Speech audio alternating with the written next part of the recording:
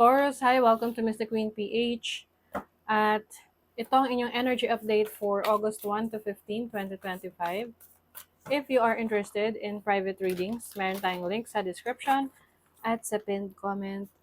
Pakicheck nyo na lang information kung paano mag-book for a private reading, and please subscribe to our channel to show your support, like, share this video, at comment na rin kayo kung kayo ay naka-resonate. Okay, let's see, Taurus. What's the energy para sa mga Taurus? First half ng August 1 to 15.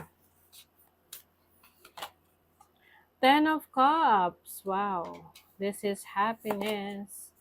Seven of Swords. Nako. Okay. The Ace of Pentacles. The King of Pentacles. Okay. So, Taurus, yung iba sa inyo, you're doing really well. Oo. Especially in your finances or uh, yung personal ninyo na mga goals, no? Yung iba sa inyo, may mga fulfillment, no? Wish fulfillment. Meron kayong mga na-achieve for yourself, no? For your family. However, I see an energy here of someone na hindi nila gusto na nakikita yun sa'yo. Oo, merong not so good intention. Oo, pwedeng very competitive to sa'yo, pwedeng kamag-anak, or someone na naka-monitor sa mga ginagawa mo, sa buhay mo, because they see you na nagiging successful. Nakikita ka nila na you are doing the things that you want, and you are doing well, no? Kumbaga, ginagawa mo yung passion mo, and at the same time, maganda yung nagiging resulta nun para sa'yo. Kumbaga, nakikita nila sumasakses ka, at hindi ka lang basta sumasakses, sumasaya ka pa. Okay, so be careful sa mga taong pagkakatiwalaan mo, lalo na sa pera, no? I'm also seeing someone na malapit sa'yo, like kamag-anak, na lalapit to ask for financial help, or pwedeng uutang sa'yo, pero pag-isipan mo muna, ha? Kasi pwedeng it's a trap. With the King of Pentacles, I see managerial role or leadership role for you when it comes to your career. Kung wala pa, papunta ka na doon sa sitwasyon na yan, because there is a new opportunity for you to earn money or to gain leadership role, or may promotion sa work, sa iyong career. Kumbaga, if you are in a relationship, natutupad nyo na yung pangarap ninyo ng person mo.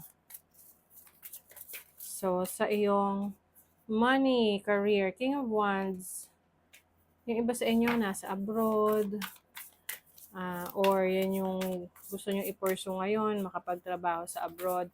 And also, to do something that you are passionate about. So, yung iba sa inyo, may mga talent, skill set kayo na yun ay naka-align sa inyong trabaho, sa inyong career. So, effortless talaga yan. You have the Two of Pentacles.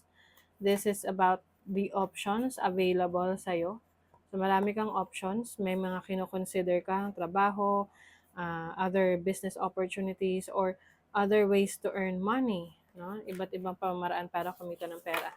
Andyan na yung option na yan. Ikaw na lang yung mag-explore. And then, for your love life, Taurus love life, the Nine of Wands, Justice. Nako, yung iba sa inyo, Taurus, kayo ay nagsistay sa isang relationship na nagtitiis lang kayo. No? Nagtitiis na kayo dyan sa connection na yan, relationship na yan, situation nyo na yan. You feel like it's overbearing, parang masyado ng burdensome. Ito yung tipong karelasyon mo, pero parang feeling mo, ikaw lang yung umaayos sa mga problema nyo. Oo. But with the Justice card, I see you learning more from the lessons na natututunan mo sa experience mo sa pakikipagrelasyon. Yung iba sa inyo, magkakaroon na kayo ng clarity whether itutuloy nyo ba ang relasyon na to or ano yung dapat mong gawin para mag-work pa yung relationship na to for you. Maari ring may pag-uusap between you and your person kung ano yung dapat nyo. 'Di ba? Tapos lumabas talaga yung lovers. Kung ano yung dapat nyo pag-usapan, ayusin sa relationship ninyo. Ganun naman kailangan maging open talaga. Like, sabihin mo. Open yung communication. Ah, makinig rin kayo sa isa't isa. Oh, emotional healing. You're healing your emotions, yung mga feelings na hindi mo na ilalabas. So, you might be emotional or you can be emotional ngayong first half ng August. Mafe-feel mo na parang ang bilis mong maiyak, ang bilis mong mag-react sa isang dramatic situation. Very sensitive yung emotions mo, feelings mo. Lalo na pag full moon. Okay. Oh, forgiveness. OMG. Maaaring meron kayong patatawarin.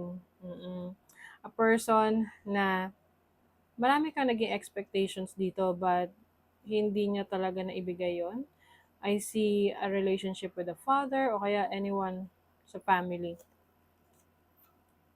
And you are healing from that. Kasi yung healing na yon ay hindi lang para sa'yo. I mean, hindi lang dun sa person na yun, but also para sa'yo.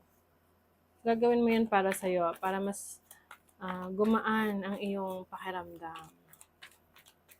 I think yan yung mga burden na dinadala mo Minsan kasi 'di ba may mga sama ng loob tayo nagpa-pile up sa isang tao, lalo na malapit sa atin. Tapos meron yung trigger na pag may nasabi or nangyari, yun na yung mag-give way para masabi mo or maiparamdam mo sa tao, dun sa tao na yun kung ano yung totoo mong nararamdaman. At magugulat na lang sila na, uy, ang sama pala ng loob mo.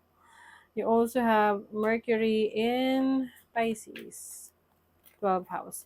Mercury in 12th house, may mga, yan, I think ito yung sinusuppress mong emotions or sinusuppress mong gusto mong sabihin, i-express.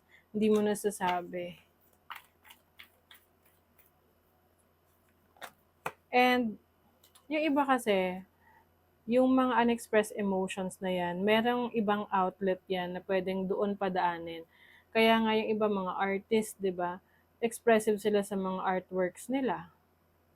Or kapag singer sila, pag nagkumanta sila, talagang mararamdaman mo, tagos sa puso, di ba? Kasi ganun nga.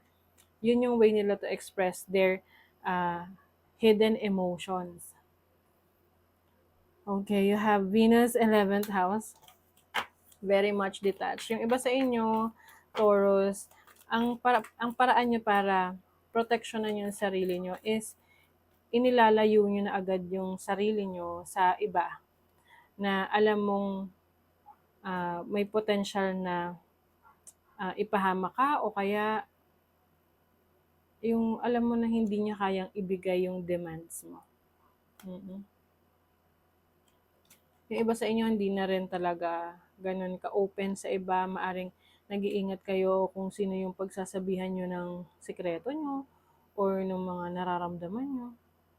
You have Venus in Capricorn, 10th house. So, pagdating sa inyong future, sa inyong finances, mas magiging masinop kayo, no? Sa pag-handle ng inyong kaperahan. Yung iba naman, pagdating sa trabaho nyo, mas gagalingan nyo pa yung career nyo ngayon para mas ma-impress nyo rin yung iba or impress yung sarili nyo.